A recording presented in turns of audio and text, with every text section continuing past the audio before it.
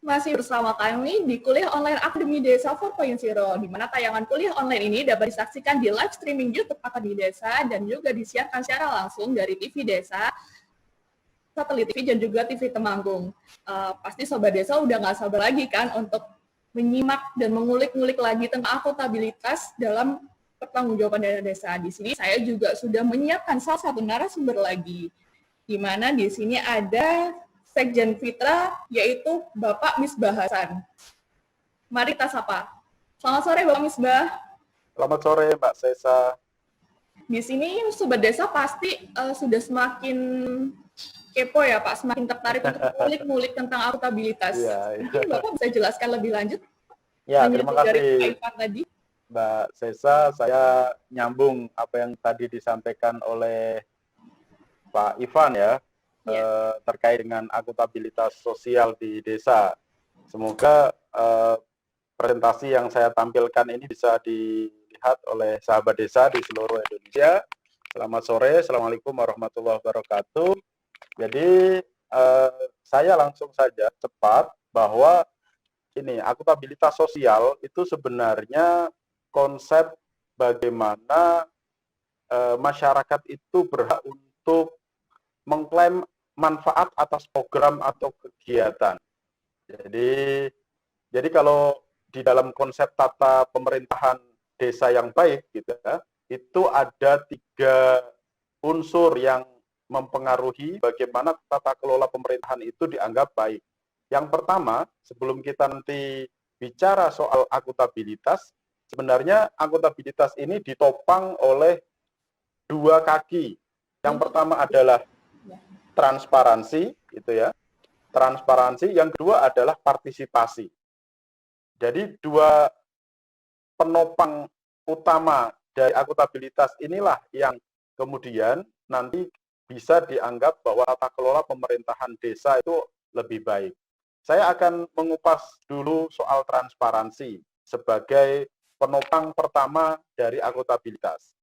Transparansi ini penting karena dalam konsepnya adalah masyarakat itu sebenarnya berhak untuk tahu. Tadi apa yang disampaikan oleh Pak Ivan sangat bagus, bagaimana Undang-Undang Desa itu sudah mengatur tentang hak-hak masyarakat untuk mengetahui proses-proses pembangunan yang ada di desa, termasuk anggaran desa, termasuk dana desa, termasuk alokasi dana desa, dan seterusnya. Jadi itu yang terpenting, karena dengan adanya transparansi ini, itu akan menumbuhkan atau memunculkan partisipasi masyarakat. Kalau selama ini kan kita tahu bahwa partisipasi yang ada di desa atau di kabupaten itu kan dalam tanda petik kayak semu gitu ya. Karena apa? Karena masyarakat ketika diundang di dalam musyawarah desa, ketika diundang di dalam musyawarah pembangunan desa, ketika diundang di dalam musyawarah perencanaan pembangunan kabupaten misalnya, minim informasi. Nah, itu yang menyebabkan masyarakat kayak mobilisasi saja. Jadi hadir tetapi tidak menguasai informasi apa yang mau dibahas, apa yang mau diusulkan, dan seterusnya. Nah, ini 2 unsur, 2 aspek utama di dalam tata kelola pemerintahan ini yang menjadi penting, yaitu pemerintah desa ini mestinya harus transparan, informasi itu bisa disampaikan. Sekarang kan banyak sekali media informasi yang bisa digunakan ya, ada website desa, bisa melalui baliho, bisa melalui infografis, bisa melalui radio, atau pertemuan-pertemuan majelis-majelis taklim yang ada di desa misalnya, atau forum arisan dan seterusnya. Itu merupakan media-media transparansi sebenarnya yang bisa digunakan oleh pemerintah desa. Yang kedua adalah dengan menguasai informasi itu diharapkan partisipasi masyarakat itu kemudian meningkat dan berkualitas. Jadi usulan-usulan masyarakat yang ketika mereka hadir di dalam musrenbang atau mengikuti musrenbang secara online, nah sekarang lagi musimnya ya, karena COVID-19 ini musrenbang desa, musrenbang kecamatan dilakukan secara online. Nah ini kalau masyarakat itu menguasai informasi, mereka akan mengusulkan usulan-usulan yang lebih berkualitas. Nah, partisipasi ini juga penting untuk dilihat siapa saja yang terlibat. Nah, di tingkat desa ini saya pikir sangat mudah untuk mengajak melibatkan kelompok-kelompok masyarakat yang miskin, rentan, misalnya kelompok perempuan, lansia, penyandang disabilitas, misalnya ada forum anak. Nah, ini penting untuk diajak bicara. Nah, inilah sebenarnya secara proses ini sudah akuntabel, gitu ya. Dari sisi proses perencanaan di tingkatan desa, ini sudah menganut aspek akuntabilitas. Jadi itu akuntabilitas dari sisi proses. Itu ya, ada transparansi, ada partisipasi warga. Nah, itulah yang kemudian masuk di dalam mengikuti proses-proses itu. Nah, akuntabilitas di sisi konten, di sisi substantif itu adalah ketika perencanaan usulan-usulan warga itu masuk di dalam APBDes, di dalam RKPDes atau kemudian APBDes gitu ya, atau dimasuk di dalam dokumen-dokumen perencanaan di desa dan dianggarkan kemudian dilaksanakan. Nah, ini yang kemudian muncul dua konsep akuntabilitas, gitu ya. Yang pertama adalah akuntabilitas vertikal dan yang kedua adalah akuntabilitas horizontal. Jadi akuntabilitas vertikal ini, jadi Bapak Kepala Desa nanti Pak Kasno, Bapak Kepala Desa dari Tangkil, Kabupaten Trenggalek ini akan cerita bahwa semua kepala desa atau perangkat desa atau pemerintah desa itu pasti diwajibkan untuk membuat laporan pertanggungjawaban program dan kegiatan. Kemana? Ke supradesa. Nah, supradesa ini ke kabupaten melalui kecamatan. Nanti laporan-laporan itu akan diteruskan ke kementerian, gitu ya. Ada Kementerian Dalam Negeri, Kementerian Desa, dan Kementerian Keuangan. Nah, ini itu yang disebut akuntabilitas vertikal. Jadi program-program kegiatan yang dilakukan oleh desa itu wajib dilaporkan kepada pemerintah di atasnya atau supradesa. Itu akuntabilitas vertikal. Yang kedua adalah akuntabilitas horizontal. Nah, ini yang menarik nanti yang akan kita bahas lebih dalam. Akuntabilitas sosial adalah selain pertanggungjawaban pelaksanaan pembangunan yang ada di desa ke supradesa, pemerintah desa dalam hal ini kepala desa itu juga wajib melakukan melaporkan kerja-kerjanya kepada masyarakat desa sebagai pemegang kedaulatan. Ya, sebenarnya kedaulatan itu kan ada di tangan rakyat. Nah, rakyat ini di sini rakyat desa gitu. Jadi kepala desa atau pemerintah desa itu juga wajib melaporkan kinerja pembangunan desanya kepada masyarakat. Nah, ini nanti saya akan jelaskan payung hukumnya, gitu ya.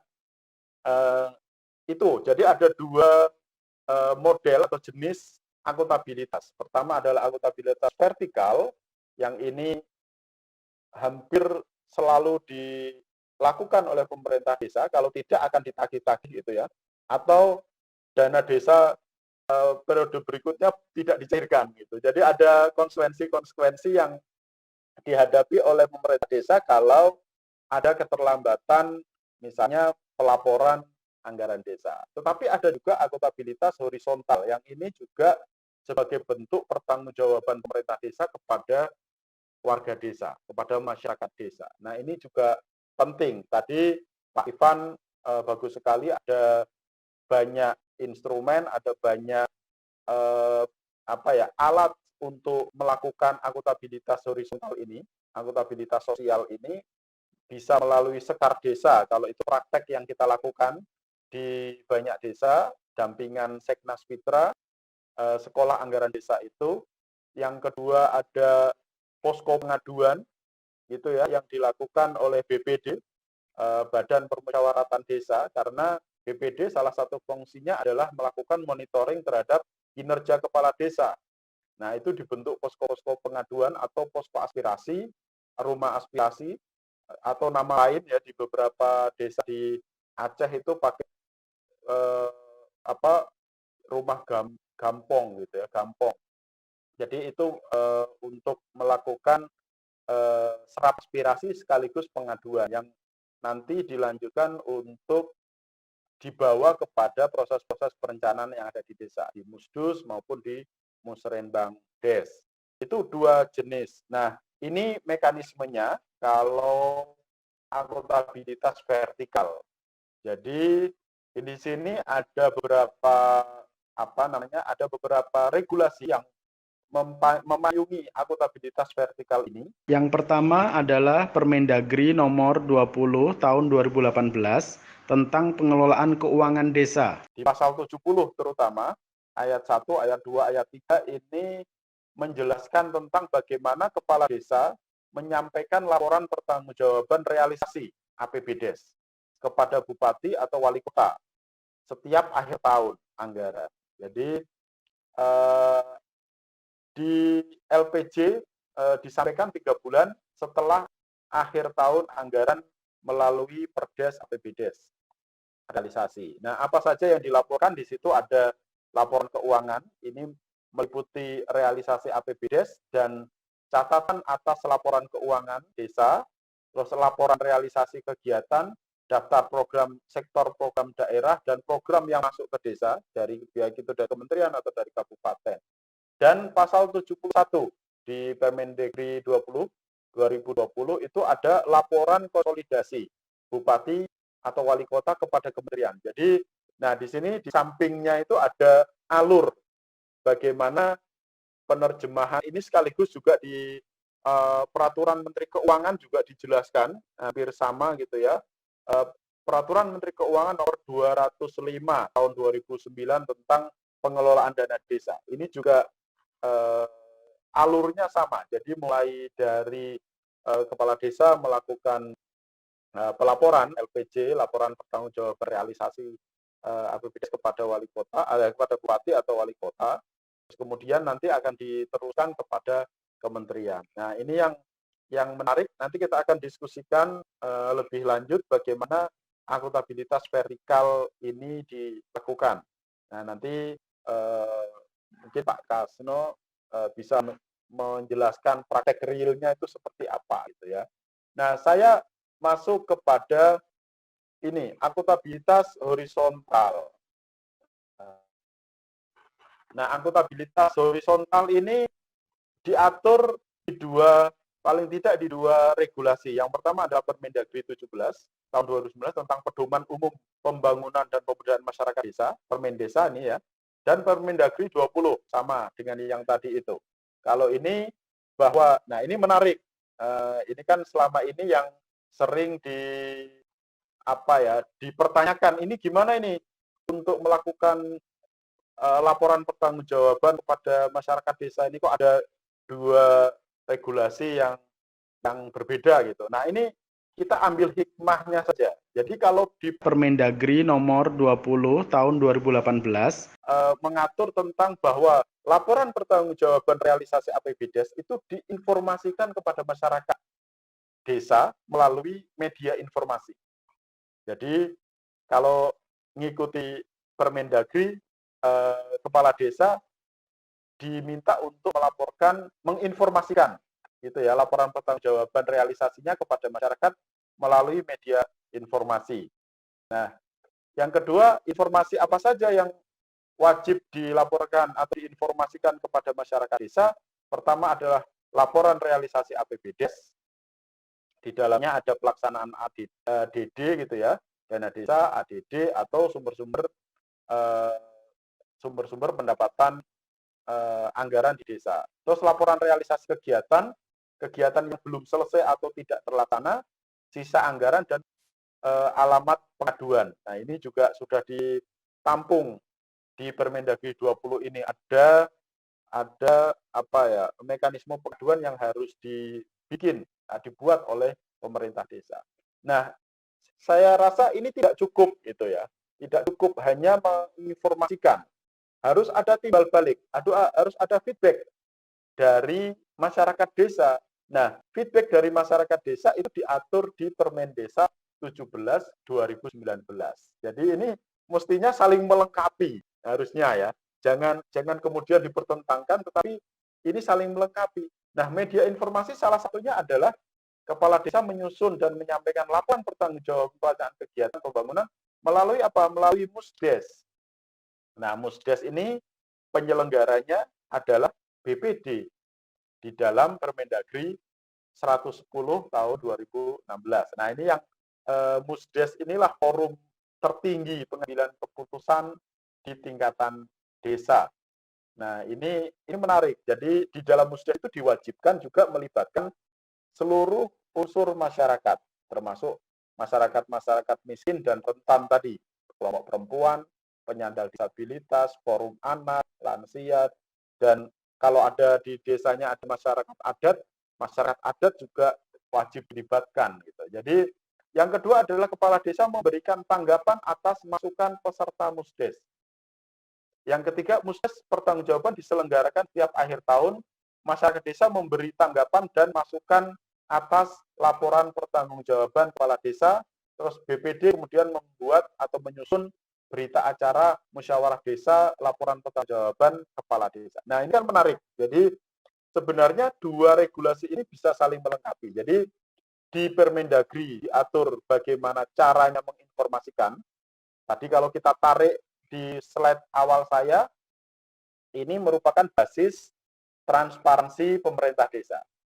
Nah, di Permendesa nomor 17 2019 itu mengatur bagaimana prinsip-prinsip partisipasi masyarakat desa. Jadi inilah yang kalau kedua hal ini dilakukan, ini Bapak Kepala Desa sudah menjalankan prinsip akuntabilitas, prinsip akuntabel. Saya pikir itu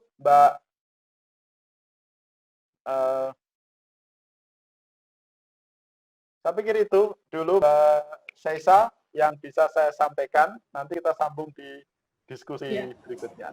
Sahabat desa. Terima kasih Bapak. Menarik sekali ya Sobat Desa materi yang disampaikan. Jadi ternyata akuntabilitas itu sangat penting dalam pertanggungjawaban pelaporan dana desa. Di mana yang saya tangkap dari Bapak Misbah tadi yaitu di mana akuntabilitas itu terdiri menjadi dua, yaitu akuntabilitas vertikal dan horizontal, di mana akuntabilitas vertikal itu penting sekali dari kepala desa untuk memberikan pelaporan pertanggungjawaban dana desanya kepada instansi di atasnya, yaitu baik melalui kabupaten hingga kementerian. Dan setelah itu penting juga untuk melakukan akuntabilitas secara horizontal, yaitu di mana kepala desa juga sangat penting untuk melaporkan kinerjanya kepada warga desa, agar terjadi kepercayaan masyarakat desa kepada warga desa.